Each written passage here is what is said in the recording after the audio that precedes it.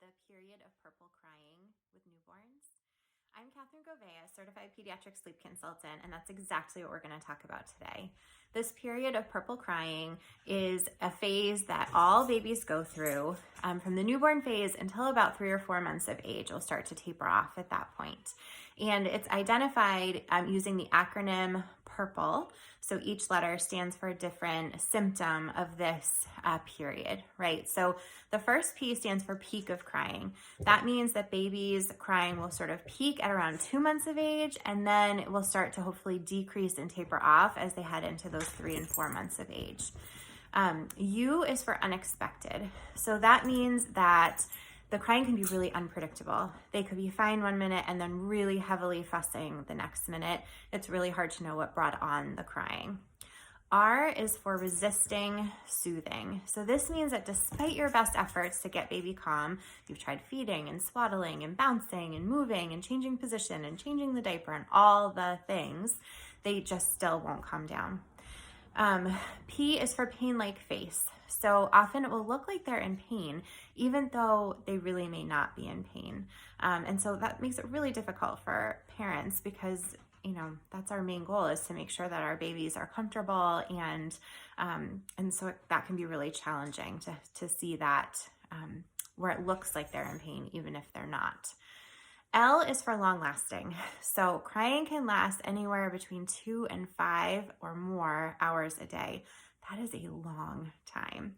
And crying is really triggering for a lot of parents. And so I think it's really important to kind of normalize that this can happen. It doesn't mean that you are doing something wrong or that there's something wrong with your baby. This is a phase that all babies go through to some extent, right? So some babies will just do a little bit of crying and some babies do a lot.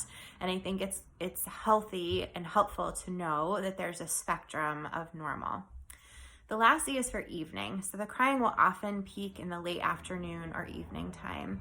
And so that can be another characteristic that will identify that your little one might be going through this period of purple crying.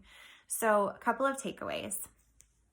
Many families find that reducing dairy and soy in their diet can be helpful with fussiness, especially if there's a GI related component to what's going on.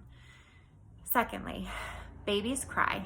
That is normal and can cry for a really extended period of time, which can also be normal, but is also really, really hard. I think that it's really good to know that it's okay to have a safe place to put your baby, like a crib or a bassinet or a pack and play, where you can put them and you can walk away if you need a break. Crying is trying for everybody. And if you're feeling triggered by the crying, it's okay to just step away for a minute and just take a minute to yourself. Some families will also use things like earplugs just to kind of buffer the sound.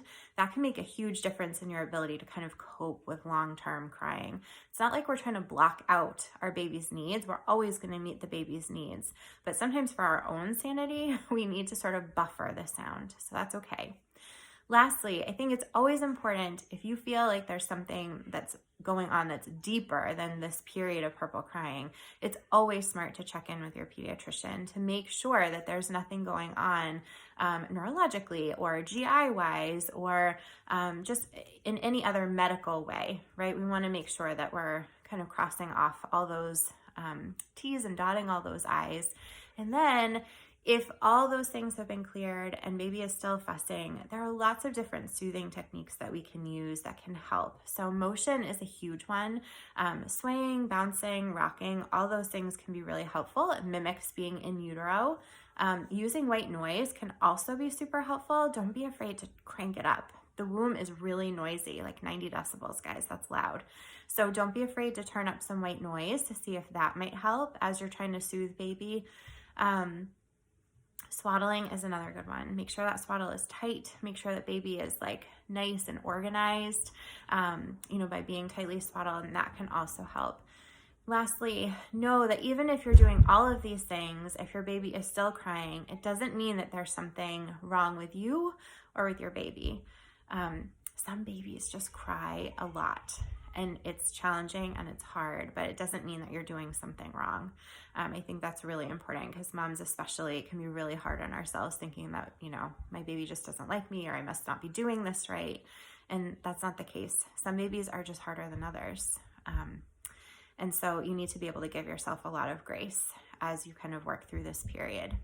Lastly, if you're struggling, reach out for help. Call me, call a counselor, call a friend, call your doctor, call your pediatrician, call your neighbor, call your sister, call your mom, whoever you have in your community, reach out for help because this isn't something that you should have to handle on your own. This is something that might take a village to kind of work through. And if you don't have somebody, I would love to be your somebody, okay? So I hope this information about purple crying is helpful. And yeah, have a great day, you guys.